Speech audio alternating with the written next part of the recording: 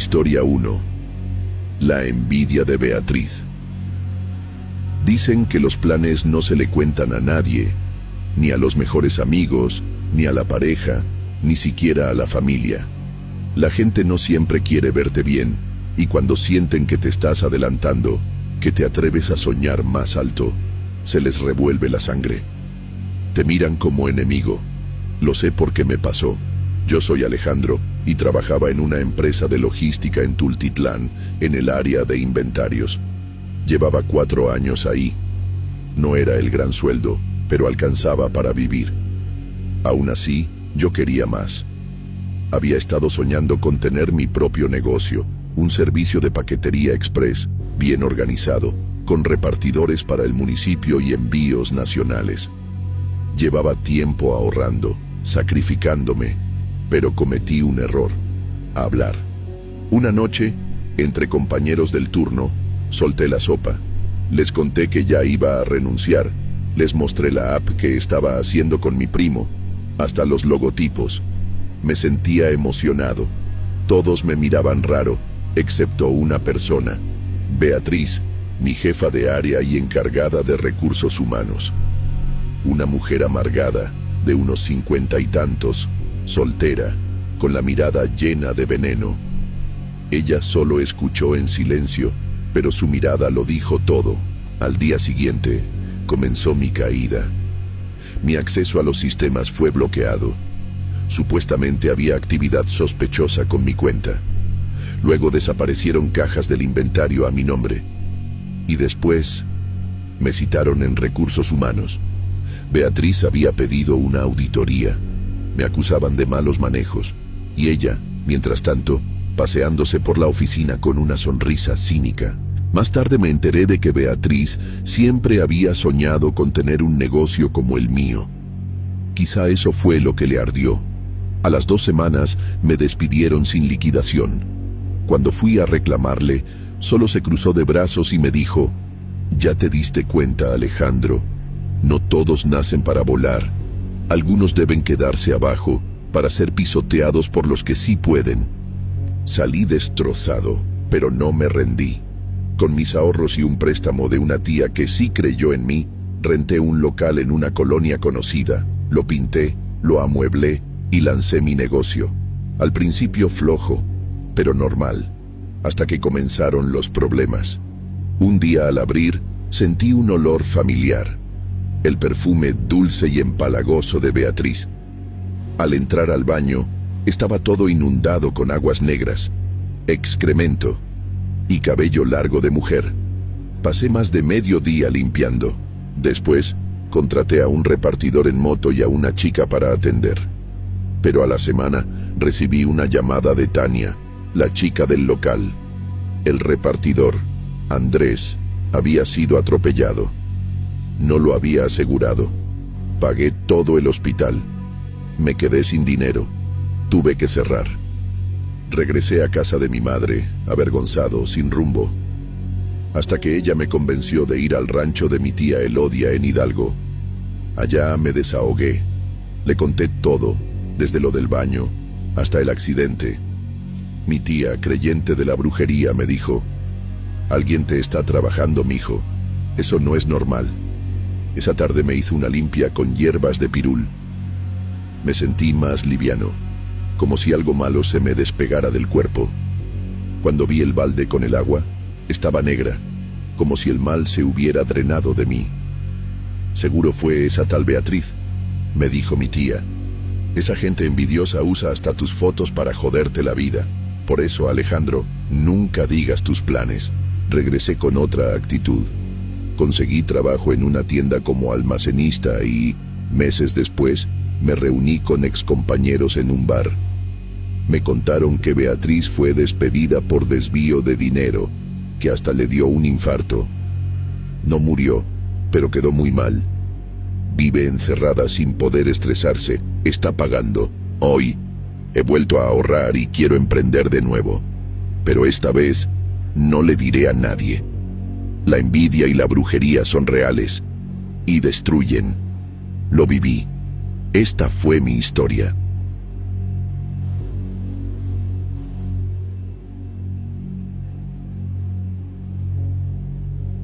Historia 2. La comadre Toñita. Me llamo Guadalupe y todo empezó cuando me acababa de divorciar después de 15 años con ese desgraciado de Martín. Me dejó por una más joven, dizque porque ya no lo atendía como antes. Pero nadie ve los golpes, las humillaciones, los domingos vacíos, las madrugadas llorando con los niños dormidos. Se fue sin dejar ni un peso. Me quedé con 2 hijos, renta por pagar y el alma hecha trizas.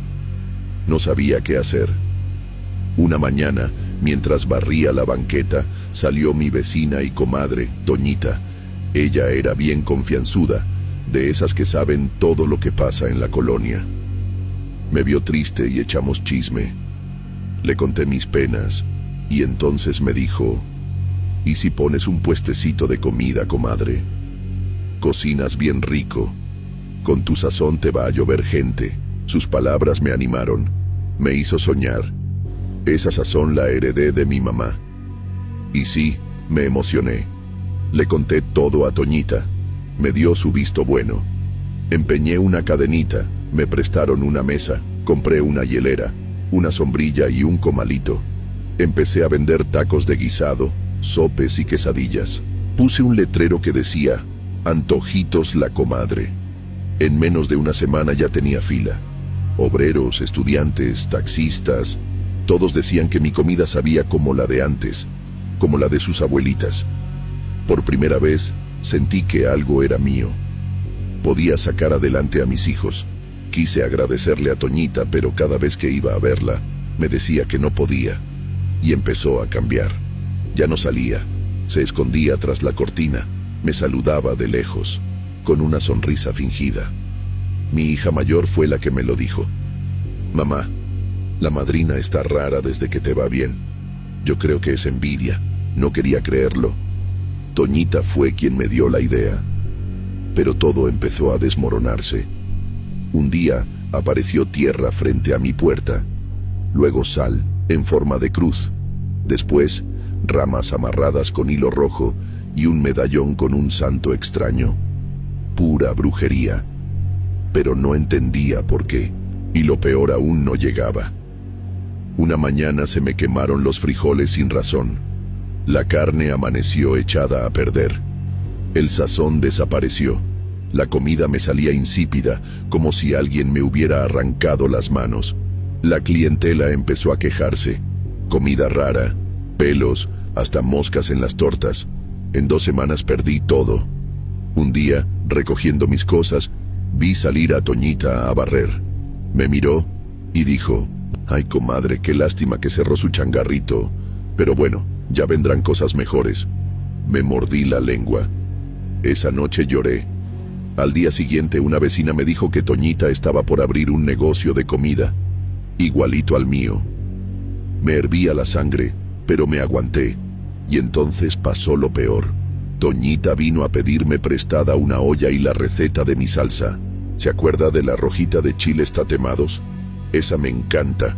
Le dije que no, que era receta de familia. Se ofendió, pero igual abrió su puesto, más grande que el mío. 2 ayudantes, todo copiado. Pero había algo que ella no tenía: sazón.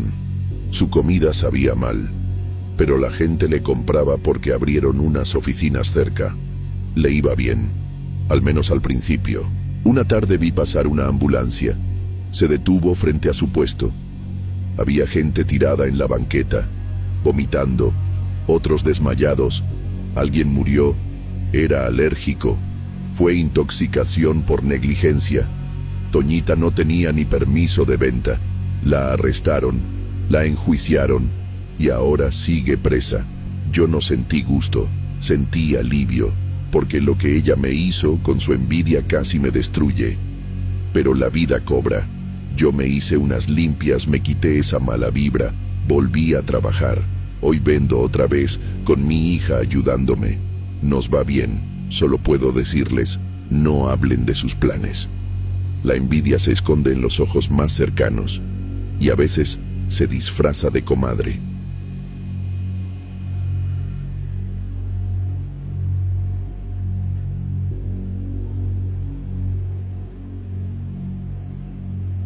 Historia 3. Lo que salió del retrete. Roberto siempre había sido muy trabajador. Durante años estuvo en una empresa de mensajería donde conoció a mucha gente. Siempre pensó en crecer, en tener algo propio, y un día se animó a dar el salto. Con mucho esfuerzo y algo de dinero prestado por una tía, rentó un local y arrancó su propio negocio de paquetería. Nada grande, solo lo justo: un mostrador, un motociclista para las entregas locales, una chica que cobraba, y él mismo se encargaba de los envíos nacionales. Al principio, todo iba lento, como era de esperarse. Pero una mañana algo extraño ocurrió. El aroma era tan fuerte, tan presente, que le heló la piel. Al entrar, el ambiente estaba cargado. Decidió ir al baño a lavarse las manos y lo que encontró fue repugnante. El baño estaba inundado. Aguas negras se desbordaban del retrete. Flotaban excrementos. Y lo más perturbador, mechones de cabello largo. No había lógica para aquello. El lugar estaba cerrado.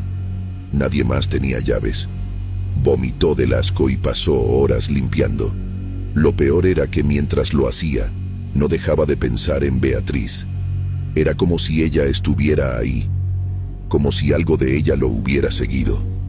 Aún con el trauma fresco, trató de avanzar, pero los problemas no paraban. Días después, el motociclista sufrió un accidente grave. No estaba asegurado.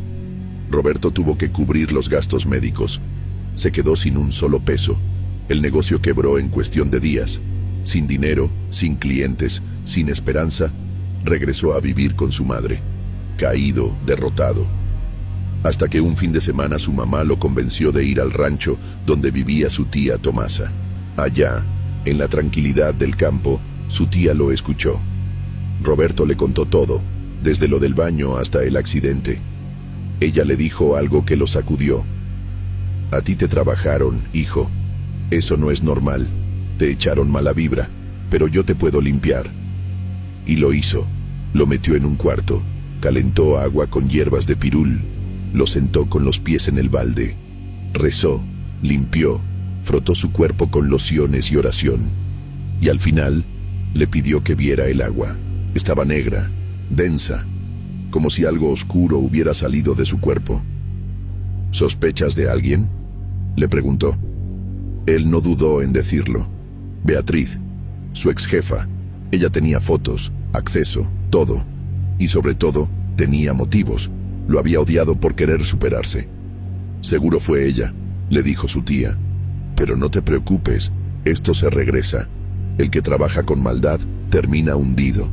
Roberto regresó con otra actitud. Consiguió empleo en una tienda. Meses después, se enteró de que Beatriz había sido despedida por desvíos de dinero. Le dio un infarto. No murió, pero quedó muy mal. Vive encerrada y no puede volver a trabajar. Él entendió entonces: la vida cobra. Por eso ahora, Roberto guarda sus sueños en silencio. No por miedo, sino por precaución. Porque la envidia, cuando se mezcla con la brujería, puede ser mortal.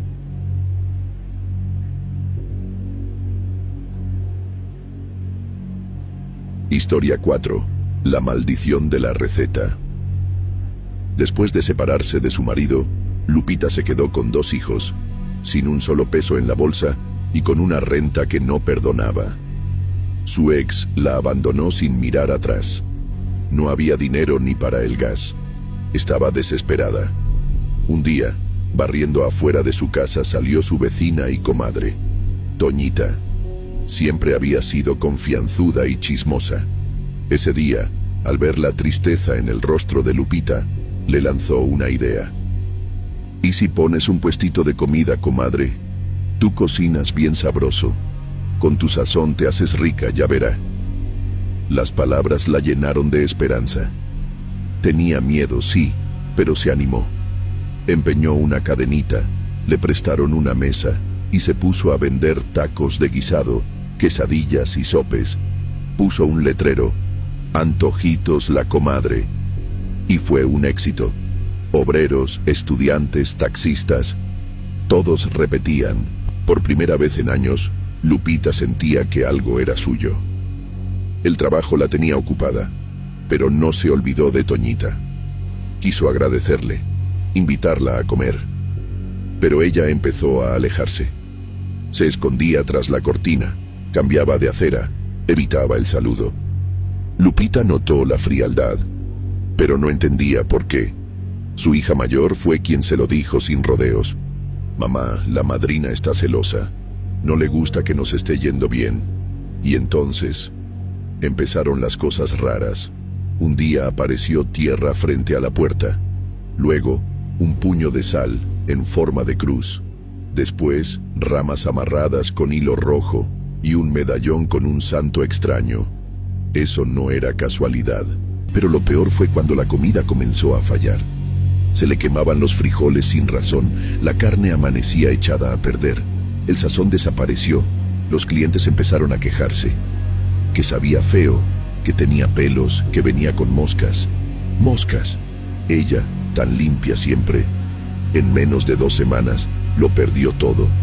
Con el corazón hecho pedazos, levantó por última vez su puesto. Y justo ese día, Toñita salió a barrer y le dijo con cinismo: «Ay, comadre, qué pena que cerró, pero ya verá que le va a ir mejor después». Esa misma semana, Lupita se enteró de que Toñita pensaba abrir un negocio de comida, igualito al suyo. Fue como una puñalada, y como si no bastara, fue a pedirle la receta de su salsa. «¿Me pasa la rojita, la de chiles tatemados? Esa le queda tan rica». Lupita la miró con rabia contenida. Le dijo que no, que era receta de su abuela, que no podía compartirla. Y Toñita se molestó. Una semana después, Toñita tenía su puesto, más grande, con ayudantes, todo imitado. Pero la diferencia era evidente. No tenía sazón. Su comida sabía a nada. Aún así, vendía. Y vendía mucho, porque abrieron oficinas cerca. La gente le compraba por necesidad, no por gusto. Pero como todo lo que sube a la mala, baja de golpe. Una tarde, Lupita vio una ambulancia parar frente al puesto de Toñita. Varias personas estaban tiradas, vomitando. Un hombre murió. Era alérgico a algo en la comida. La policía llegó. Toñita no tenía permisos. La arrestaron. Hasta hoy, sigue presa. Y según se sabe, no saldrá pronto. Lupita no sintió alegría, pero sí alivio. La brujería, la envidia, todo se regresa. Ella volvió a levantar su negocio, esta vez con limpieza espiritual de por medio, con fe y con la boca cerrada, porque ahora sabe que los planes se construyen en silencio. La envidia es real y muchas veces está más cerca de lo que imaginas. Ecos en la oscuridad. Mi nombre es Javier, y lo que estoy a punto de contarles sucedió hace casi 2 décadas, cuando me enlisté en el ejército de los Estados Unidos. A mis 18 años no tenía muchas opciones: estudiar, trabajar o ir al ejército. Elegí lo último. Me enviaron al fuerte Leonard Wood, en Missouri, un lugar rodeado de bosques interminables. Y bajo tierra, un entramado de cuevas enormes, esculpidas por ríos que habían corrido allí desde hace siglos. El entrenamiento inicial fue duro. Gritos, órdenes, noches sin dormir. Pero lo superé. Después de graduarme como soldado, me asignaron a la escuela de ingenieros. Allí, aprendimos a construir puentes, fortificaciones y, lo que nos ocupa hoy, mapear túneles y cuevas. Recuerdo mi primera incursión subterránea. Éramos 4. La sargento Jane, Rebecca, Víctor y yo. El aire dentro era pesado y húmedo, y solo el goteo del agua interrumpía el silencio. A las 3 horas de trabajo, un sonido seco nos detuvo. No fue una piedra cayendo. Fue un golpe, como si alguien estrellara una roca contra otra. Miré hacia una abertura lateral. La sargento minimizó el asunto, pero todos estábamos tensos. Minutos después, un quejido, débil pero humano, nos heló la sangre.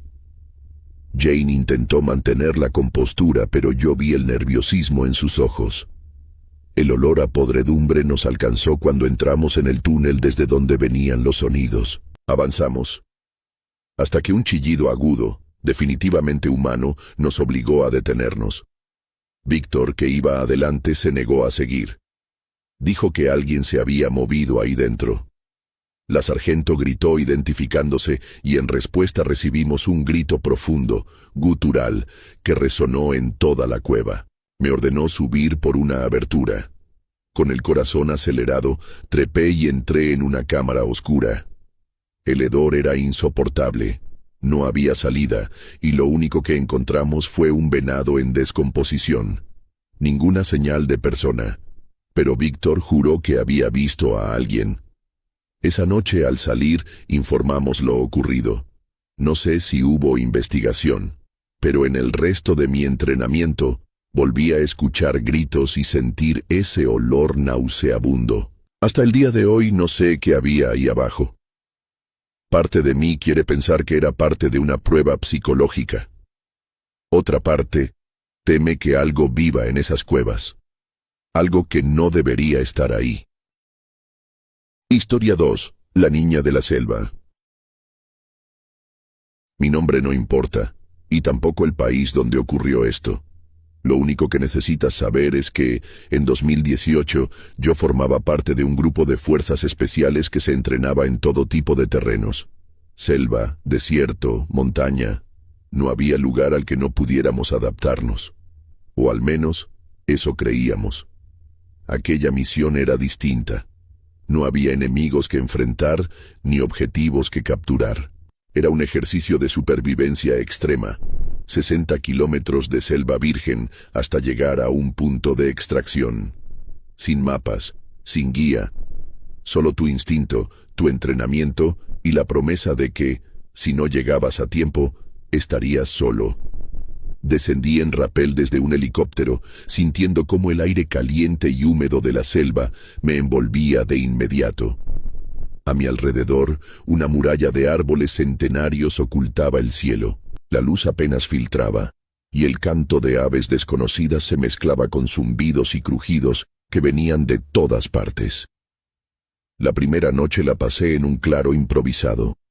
Amarré mi hamaca entre dos troncos, colgué mi equipo y me alejé un poco para preparar la cena. El olor del arroz mezclado con carne enlatada apenas se esparcía cuando escuché algo. Una risilla. Era breve, aguda y humana. Me giré de inmediato, creyendo que quizá otro compañero había sido lanzado en la misma zona. No vi nada. Caminé despacio hacia la hamaca, con el fusil asegurado. Y entonces, la vi. Era una niña, no mayor de 8 años, cabello negro, piel morena, descalza. Llevaba una especie de vestido de tela vieja, rasgado y cubierto de barro. Estaba tocando la cuerda de mi hamaca, como si jugara. Le pregunté en voz baja quién era y qué hacía allí.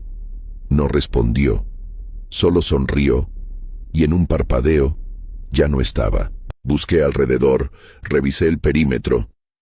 Nada. Esa noche no dormí.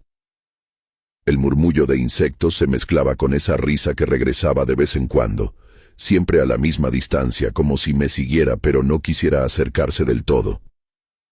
La mañana siguiente, el aire se sentía más pesado. El sol apenas lograba atravesar la niebla espesa. Continué mi ruta, pero cada vez que me detenía, la sensación de ser observado regresaba. Y en más de una ocasión, el rabillo de mi ojo captó una figura pequeña moviéndose entre los árboles. A mediodía, la vi de nuevo. Esta vez estaba colgada de una rama, a varios metros de altura. Su rostro estaba pintado con líneas rojas y negras, y sus ojos eran demasiado oscuros, como si la luz no pudiera entrar en ellos. Cuando intenté hablarle, se dejó caer al vacío. Corrí hacia donde había caído, pero no había nadie, ni hojas movidas, ni huellas en el barro. Esa tarde, la risa se volvió más constante. No importaba si iba deprisa o despacio. Siempre la escuchaba detrás de mí. Al caer la noche, siguiendo su voz, encontré una cabaña abandonada. Era de piedra y adobe, con el techo derrumbado. Había utensilios oxidados y restos de cerámica rota. Pregunté en voz alta si vivía allí, y lo que escuché no fue una risa, sino una respuesta. No era español, ni ningún idioma que reconociera. Entré, iluminando con mi linterna. En una esquina, cubiertos por tierra y hojas secas, encontré huesos. Eran de 2 personas, un adulto y un niño. El aire estaba impregnado de un olor antiguo, seco, como si la muerte nunca hubiera salido de ese lugar. Llamé a mis superiores para informar. Me dijeron que abandonara la zona de inmediato, que no me preocupara por esos restos, que no eran de nuestro interés. Pero no podía dejarlos así. Con una rama improvisé una pala y comencé a cavar 2 pequeñas tumbas. Coloqué cada hueso con cuidado, separándolos del adulto y los de la niña. Cuando terminé, recé un Padre Nuestro. Al cerrar los ojos para orar, la vi otra vez, a pocos metros. Ya no reía. Tenía el rostro serio y sus ojos, aunque oscuros, parecían tranquilos. La última noche que pasé en la selva fue silenciosa, sin risa, sin pasos, solo el canto lejano de aves nocturnas. A veces pienso que me siguió hasta asegurar que su tumba quedara cerrada, y que su risa no era para asustarme, sino para guiarme hacia ella. Pero otras noches, cuando cierro los ojos, creo escucharla de nuevo, más cerca de lo que debería. Historia 3. La sombra en el camino. Mi nombre es Marcos, y por años trabajé como conductor de tráiler en el norte de México. Conocía casi cada tramo, cada curva y cada parada en el camino. La vida en la carretera era dura, pero la rutina me ayudaba a mantener la mente ocupada y alejada de pensamientos oscuros. Aquella noche, salí tarde, con un cargamento que debía entregar antes del amanecer. El camión estaba cargado y la carretera era larga, solitaria y desierta. La luna apenas asomaba entre las nubes, dejando todo en una oscuridad profunda que parecía absorber la poca luz que había. El viento golpeaba la cabina y el sonido del motor era casi el único compañero.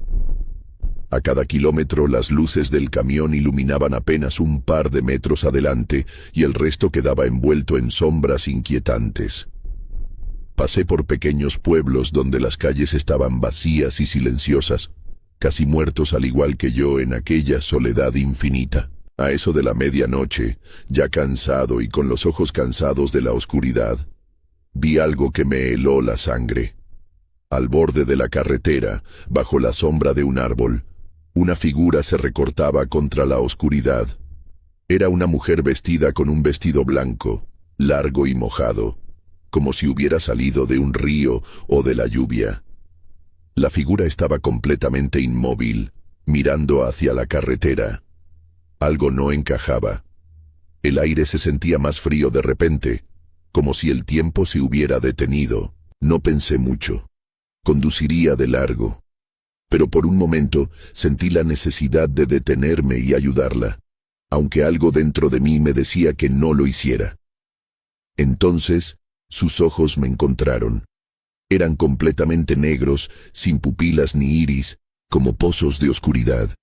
Su piel era pálida, casi translúcida, y esa sonrisa, una mueca tan ligera que parecía un susurro, me aterraba más que cualquier grito. En cuanto desvié la mirada, el motor empezó a fallar. Perdí potencia, el camión tembló y me vi obligado a frenar. Las luces se apagaron momentáneamente y en ese instante la figura comenzó a caminar hacia mí, lentamente, sin hacer ruido. Mi corazón latía con fuerza, cada vez más rápido. Sentía que el frío se metía en mis huesos y el sudor comenzaba a empapar mi camisa, aunque la temperatura era baja. Intenté arrancar de nuevo, pero el motor no respondía. Estaba atrapado. La figura estaba a pocos metros y yo no podía moverme. En ese instante, la puerta de la cabina se abrió sola, como si una fuerza invisible la empujara. Un escalofrío recorrió mi espalda y sentí que algo me jalaba hacia afuera. Desperté horas después tirado en la cuneta, con el cuerpo dolorido y la ropa sucia de tierra y hojas. No recordaba cómo había salido del camión, ni qué había pasado después. El camión estaba intacto, las luces funcionaban y el motor arrancó sin problema cuando finalmente logré prenderlo. Miré alrededor, pero la figura desapareció. Intenté convencerme de que todo había sido una alucinación, producto del cansancio y el estrés. Pero desde esa noche, cada vez que paso por esa carretera, siento una presencia, una sombra que me observa desde la oscuridad. Al día siguiente, mientras hacía la entrega, hablé con otros conductores que conocían esa ruta. Me contaron que hace años, una mujer murió en un accidente en ese tramo de la carretera. Dicen que desde entonces, su espíritu aparece para advertir o arrastrar a los viajeros que pasen de noche. Algunos afirman que es una advertencia para no conducir cansados, otros creen que es un alma en pena que busca justicia. Yo no sé qué creer. Solo sé que desde entonces evito ese camino en la oscuridad y prefiero dar vueltas extras antes que enfrentarme a esa sombra. Lo que viví me cambió para siempre. La carretera no es solo un camino de asfalto y luces, es un lugar donde lo sobrenatural puede encontrar espacio para manifestarse. Si alguna vez te encuentras con una figura vestida de blanco en medio de la noche, tal vez sea mejor no mirarla a los ojos y seguir tu camino sin detenerte. Porque algunas sombras no solo acechan la carretera, acechan tu alma. La ceremonia prohibida del convento. Mi nombre es Daniela, y la historia que estás a punto de escuchar no me sucedió a mí, sino a mi querida abuela María Elena, una mujer que marcó profundamente mi vida. Ella solía contárnosla a mí y a mi hermana menor en las noches de tormenta, cuando la lluvia golpeaba las ventanas y el viento silbaba como un lamento. Cada vez que la contaba, su voz temblaba, y sus ojos se nublaban como si reviviera cada instante de aquel espantoso suceso. Creció en un pequeño pueblo llamado San Jerónimo de la Sierra, un lugar rodeado de montañas y envuelto en un silencio que, por las noches, podía resultar inquietante. La mayoría de sus habitantes eran profundamente católicos. La fe lo impregnaba todo: las fiestas, los funerales, las conversaciones de sobremesa y, por supuesto, la vida de mi abuela. Aunque ella creía en Dios, jamás fue tan devota como mi bisabuela, doña Amalia, una mujer estricta y fanática religiosa, que imponía su fe como si fuera ley. En su adolescencia, mi abuela estudiaba en el bachillerato del pueblo. Su turno era vespertino, así que salía de la escuela alrededor de las 8 de la noche. Siempre caminaba a casa junto a dos compañeras, Rebeca y Luz, que vivían en la misma calle que ella. El camino era siempre el mismo: calles empedradas, faroles antiguos y el eco lejano de sus pasos en la oscuridad. A mitad de la ruta se encontraba la iglesia de Nuestra Señora del Refugio, un imponente templo de piedra gris que dominaba la plaza principal. Mi abuela asistía cada domingo a misa con sus padres y hermanos. Pero había algo en aquel lugar que le provocaba una inquietud difícil de explicar. Decía que las monjas que vivían en el convento anexo tenían miradas frías, severas, casi hostiles. Jamás sonreían, y parecía que juzgaban cada gesto, cada prenda, cada palabra de los feligreses. Incluso cuando mi abuela llevaba una simple blusa blanca de manga corta, notaba cómo sus ojos la recorrían con desprecio, como si hubiese cometido un pecado sin saberlo. Una noche de verano, la rutina se rompió. Al salir de clases, mi abuela y sus amigas decidieron pasar por la feria anual del pueblo. El aire olía a algodón de azúcar, el bullicio de los juegos mecánicos se mezclaba con la música de banda, y por unas horas olvidaron el paso del tiempo. Cuando se dieron cuenta, eran casi las 12 de la noche. Asustadas, sabían que sus padres se enfadarían por llegar tan tarde, así que apresuraron el paso hacia casa. El camino estaba más oscuro que de costumbre.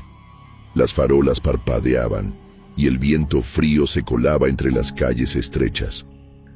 Al llegar frente a la iglesia, algo llamó su atención. Las luces del campanario y del coro estaban encendidas.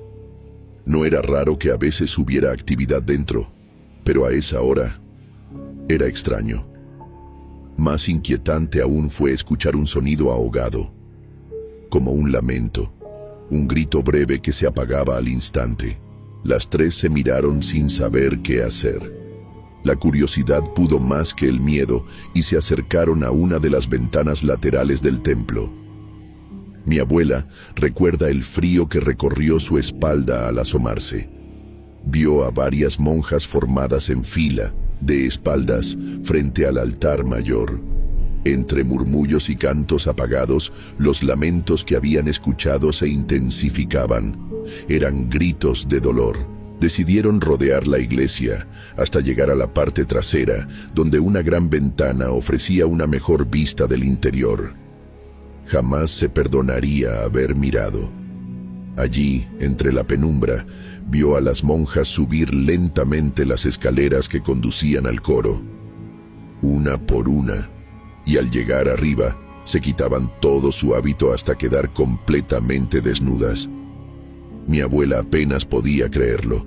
La Madre Superiora, una mujer alta y delgada, con el rostro huesudo y unos ojos penetrantes, tomaba un látigo y golpeaba con fuerza a cada una que se arrodillaba frente a ella. Pero lo peor aún estaba por venir. Una de las monjas, temblando y llorando, fue empujada al centro. La Madre Superiora gritó algo sobre una grave desobediencia. En cuestión de segundos, una soga descendió del techo. La monja culpable, con el rostro bañado en lágrimas, se arrodilló y suplicó perdón. Pero nadie escuchó su ruego. La cuerda le rodeó el cuello y un empujón seco. El cuerpo se balanceó en el aire, pataleando, hasta quedar inmóvil. Rebeca, una de las amigas de mi abuela, comenzó a sollozar sin control. María Elena tuvo que taparle la boca con fuerza para que no las descubrieran. El terror las mantenía clavadas en el lugar, pero sus ojos seguían atrapados por la escena. Las monjas descolgaron el cuerpo, y entonces algo más sucedió. Todas se arrodillaron al unísono frente al altar. De entre las sombras emergió una figura enorme, oscura. No parecía humana. Era como un animal que caminaba en dos patas, con un contorno retorcido e imposible de definir. Todas lo adoraban, murmurando oraciones en un idioma que mi abuela jamás había escuchado. Fue ahí cuando la razón superó la curiosidad. Mi abuela tiró de sus amigas y corrió sin mirar atrás.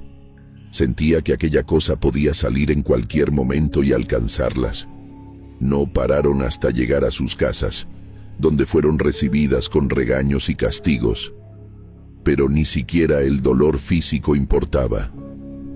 La verdadera herida estaba en el alma. Desde aquella noche, mi abuela evitó pasar frente a esa iglesia al caer el sol. Las pocas veces que volvió a entrar, notó las miradas inquisitivas de las monjas, y el miedo regresaba con fuerza. Dormía mal, se despertaba sudando, con pesadillas en las que aquella sombra la seguía por las calles del pueblo. Antes de morir siempre nos advertía: no todo lo que se hace en nombre de Dios es santo. A veces en los lugares más sagrados se esconden los rituales más oscuros. Yatoria, el internado de las sombras. Me llamo Mariana, y la historia que voy a contarte no es un simple rumor de pueblo.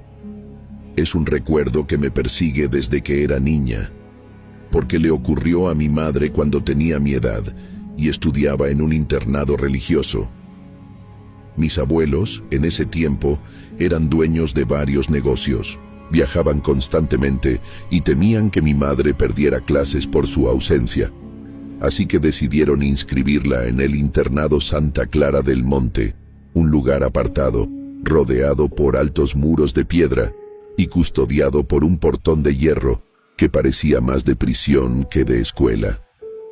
El internado estaba dirigido por monjas.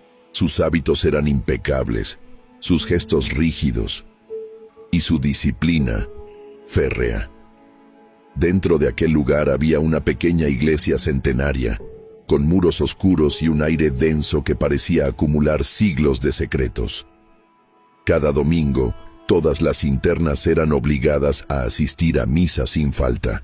La primera noche que mi madre pasó ahí, compartió dormitorio con 5 chicas más.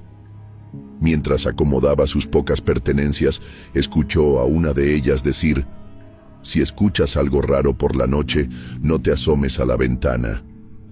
Mi madre sonrió pensando que querían asustarla por ser la nueva, pero conforme cayó la noche, entendió que no era una broma.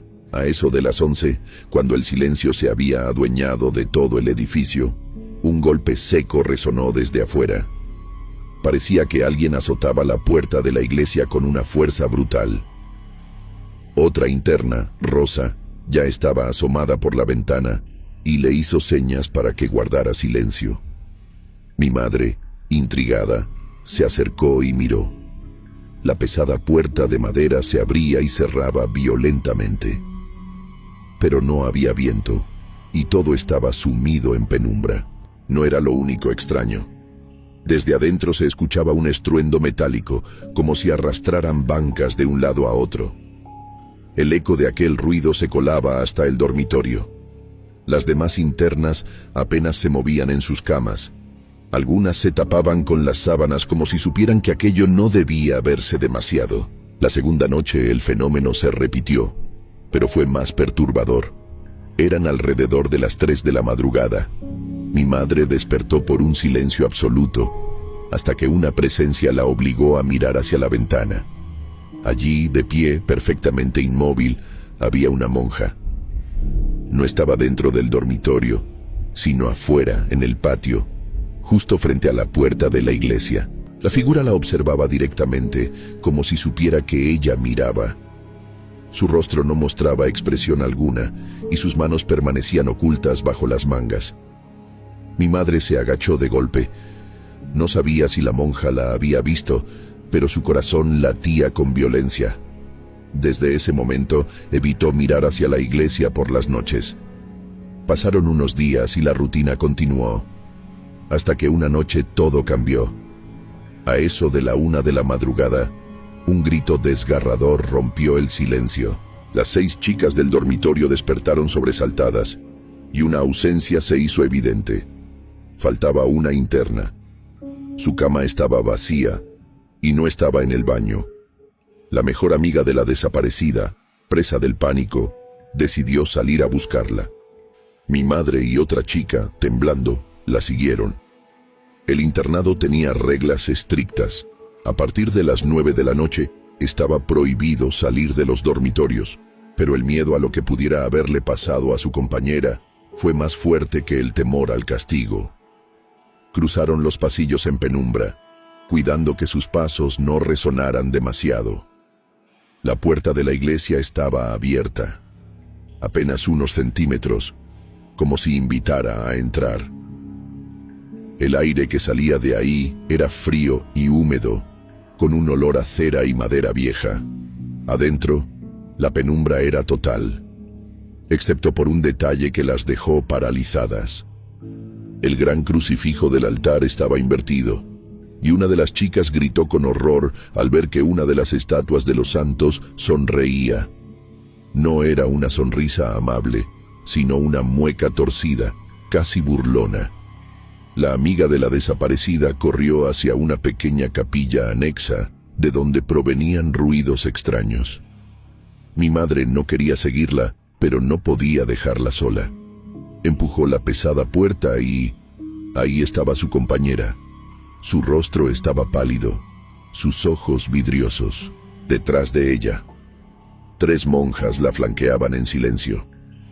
«Regresen a sus dormitorios inmediatamente», ordenó una voz grave. El tono no admitía réplica. Las castigaron por desobedecer, pero lo que más inquietaba a mi madre Era la actitud de la chica desaparecida.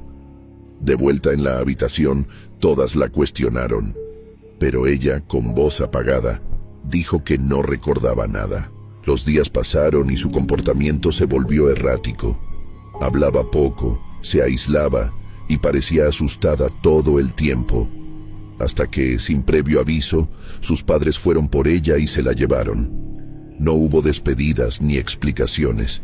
Tiempo después, una de las internas la vio en el pueblo y se atrevió a preguntarle qué había pasado aquella noche. Ella respondió en voz baja, casi temblando: «Recuerdo que una monja me llamó suavemente para que no despertara a las demás. Me llevó a la capilla y me hizo beber algo. Todo se volvió borroso. Había símbolos extraños dibujados en el suelo, monjas rezando en otro idioma y sangre, la mía». Ahí se detuvo. Dijo que después todo era oscuridad. Mi madre, al escuchar este relato, supo que debía salir de aquel lugar. Convencer a mis abuelos fue difícil, pero lo logró. Nunca más volvió al internado. Hoy, décadas después, mi madre no puede entrar a una iglesia sin que un escalofrío le recorra la espalda. Y cuando pasa frente a conventos antiguos, se limita a decirme: algunas oraciones no son para Dios. El exorcismo del convento. Me llamo Rodrigo, y esta es la historia que mi abuelo me contó antes de morir. Un recuerdo que cargó toda su vida como una piedra imposible de soltar.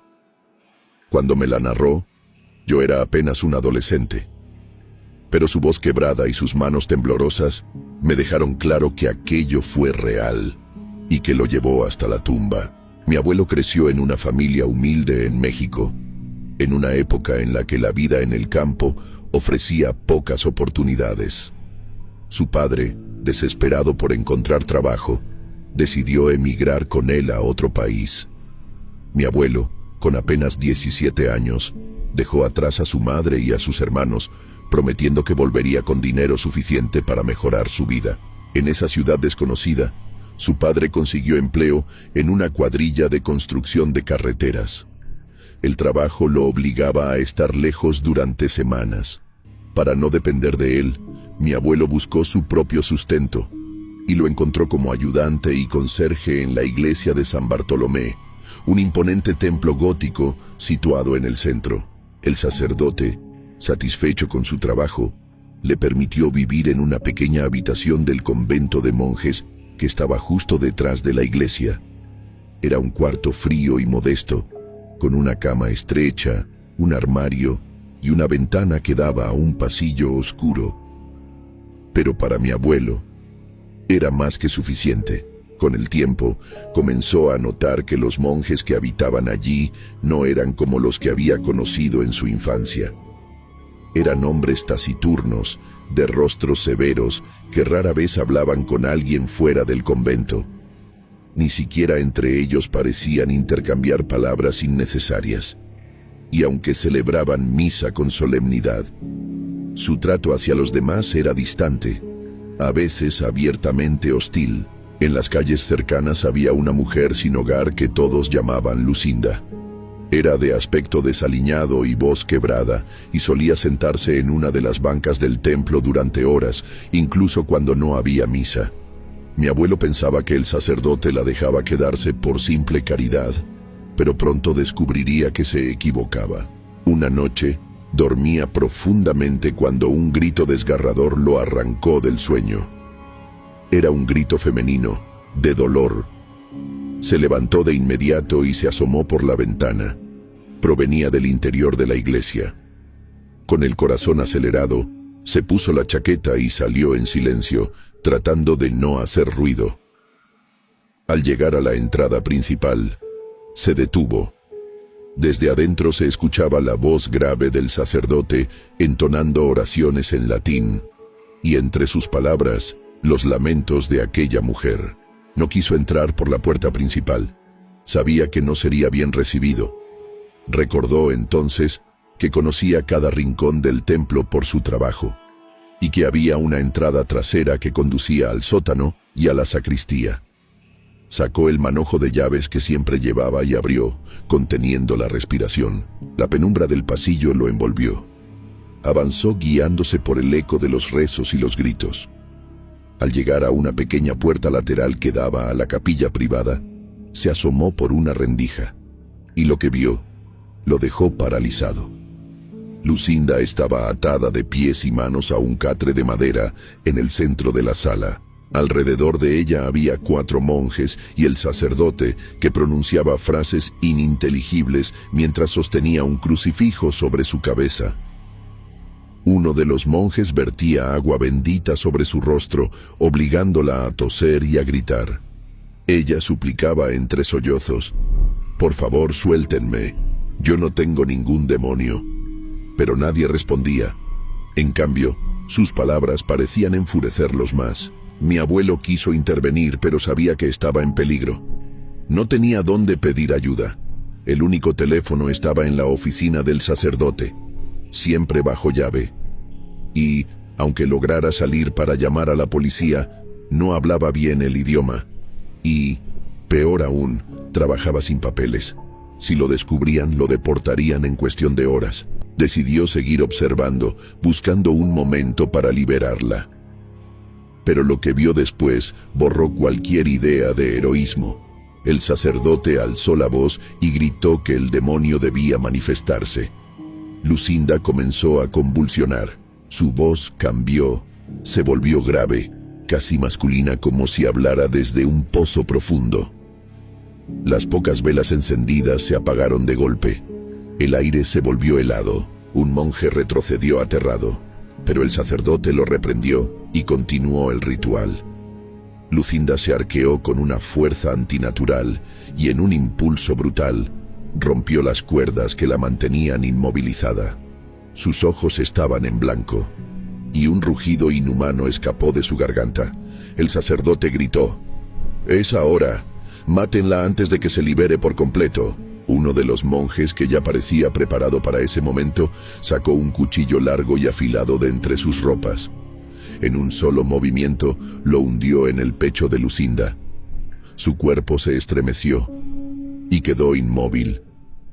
Mi abuelo retrocedió, conteniendo el aliento. Se giró y corrió por el pasillo hasta llegar a su habitación. Cerró la puerta con llave y se dejó caer contra la pared, temblando sin control. Pasó el resto de la noche sin dormir, con el cuchillo de cocina que guardaba escondido en la mano, esperando escuchar pasos acercándose. Al amanecer, un monje golpeó su puerta para preguntarle por qué no había limpiado la iglesia antes de la primera misa. Mi abuelo improvisó una mentira. Dijo que estaba enfermo. El monje lo miró fijamente y luego se marchó sin decir nada más. Esa misma mañana, mi abuelo recogió sus pocas pertenencias y abandonó el lugar. No se despidió de nadie, ni siquiera volvió para cobrar lo que le debían. Caminó hasta la estación de autobuses y tomó el primer transporte fuera de la ciudad, sin mirar atrás. Años después, cuando me lo contó, todavía se estremecía al recordar la mirada del sacerdote y de aquellos monjes. Juraba que no eran simples hombres de fe, que lo que hacían no era un exorcismo para salvar un alma, sino un acto para alimentar algo oscuro que no podía explicar. Hasta el día de su muerte repetía una frase que me quedó grabada. En esa iglesia no estaban luchando contra el demonio, lo estaban sirviendo. El altar de las voces. Hace algunos años, cuando mi hermana menor era apenas una niña inquieta y curiosa, nos tocó vivir algo que todavía hoy me cuesta contar sin que se me erice la piel. Yo tenía 16 años y mi hermana apenas 5. En ese tiempo, un tío muy querido para mi padre falleció repentinamente. Su muerte fue dura para toda la familia, pero especialmente para mis padres, que viajaron de inmediato al pueblo donde se realizaría el funeral. El sepelio se llevó a cabo en un panteón enorme, casi como una pequeña ciudad de muertos. Allí, además de tumbas y mausoleos, había una iglesia antigua construida en piedra oscura, con vitrales que parecían llorar lágrimas de polvo. El interior era frío, silencioso, y olía a cera y flores marchitas. A mí siempre me inquietó estar en ese tipo de lugares. Pero ese día, la tristeza no me dejaba pensar en nada más. Después del entierro, se celebró una misa en honor a mi tío dentro de la iglesia del Panteón. La fotografía del difunto, enmarcada en negro, fue colocada sobre un pequeño altar lateral. A su lado había veladoras encendidas y coronas de flores enviadas por familiares y amigos. La misa transcurrió en calma. Todos los presentes guardaban silencio, sumidos en la solemnidad del momento. Pero conforme se acercaba el final, la tensión emocional empezaba a ceder, y algunos se dirigían a la salida para esperar en el atrio. Mis padres estaban entre ellos, hablando con conocidos y recibiendo el pésame. Yo me quedé unos momentos más dentro, hablando con unos primos. Fue entonces cuando noté que mi hermana se había alejado. La vi caminando con paso decidido hacia el pequeño altar donde estaba la foto de mi tío. Me llamó la atención que se sentara en el escalón, como si estuviera conversando con alguien. Me acerqué unos pasos, pero una columna me impedía verla del todo. Sin embargo, pude escuchar su voz. Hablaba bajito como si contara un secreto. No había nadie más ahí. Pensé que quizá estaba hablándole a la foto, como hacen a veces los niños. La llamé para que viniera conmigo. No reaccionó. Insistí, alzando un poco la voz, pero ella parecía demasiado concentrada en lo que decía. Entonces decidí caminar hacia ella. Al rodear la columna y verla de frente, sentí un escalofrío. No estaba mirando la fotografía, sino a un punto vacío, justo a un lado. Su rostro tenía una expresión de confianza, como si conversara con alguien conocido. Movía las manos, como explicando algo. Me incliné y le pregunté qué hacía. Ella sonrió y siguió hablando, pero no a mí. Fue en ese momento que lo sentí. Un aire helado, denso, me rozó por el costado izquierdo. Fue como si algo pasara a toda prisa junto a mí, tan cerca que mi cabello se movió. No era una corriente normal. Ese viento llevaba un peso, un frío que se metía hasta los huesos. Mi reacción fue inmediata. Un sobresalto que me arrancó una grosería de la boca. Mi hermana, sin inmutarse, giró hacia ese mismo lado y habló al aire. «Perdónalo. Él no es malo». Me quedé sin palabras. Le pregunté a quién le decía eso, y su respuesta me dejó petrificado. «A tu ángel, el que está aquí contigo». Yo intenté tomarla del brazo para llevarla afuera, pero ella se resistía. Decía que estaba hablando con su ángel y que si la interrumpía me iba a castigar. Yo no respondí nada. La tomé con más fuerza y la arrastré suavemente hacia la salida, intentando mantener la calma. Al llegar a la puerta principal, nos encontramos con mi madre, que estaba por entrar a buscarnos. Le entregué a mi hermana y le dije que se quedara con ella. Antes de salir, sentí la necesidad de mirar una vez más hacia el altar. No sé por qué lo hice, y ojalá no lo hubiera hecho. Detrás de la fotografía de mi tío, vi pasar una sombra. Era alta, delgada, y se deslizaba sin hacer ruido. No caminaba, flotaba lentamente, perdiéndose hacia la sacristía. El corazón me latía tan fuerte que me dolía en el pecho. Salí de ahí sin mirar atrás. Ya en el exterior, un primo notó mi palidez y me preguntó qué había pasado. Cuando se lo conté, me dijo algo que me dejó aún más perturbado. «No te sorprendas. El altar donde estaba tu hermana queda justo encima de la cripta donde guardan las cenizas de cientos de personas. Esa noche no pude dormir. Cada vez que cerraba los ojos, sentía de nuevo el aire helado rozándome y recordaba la voz inocente de mi hermana hablando con algo que yo no podía ver. Durante varios días dormí en el cuarto de mi hermano mayor, temiendo encontrarme a solas con esa presencia. Hoy, muchos años después, mi hermana no recuerda nada de aquello. Dice que es como si ese momento se hubiera borrado de su memoria. Yo no tengo ese privilegio, lo llevo grabado en la mente, junto con la certeza de que en aquella iglesia no estábamos solos.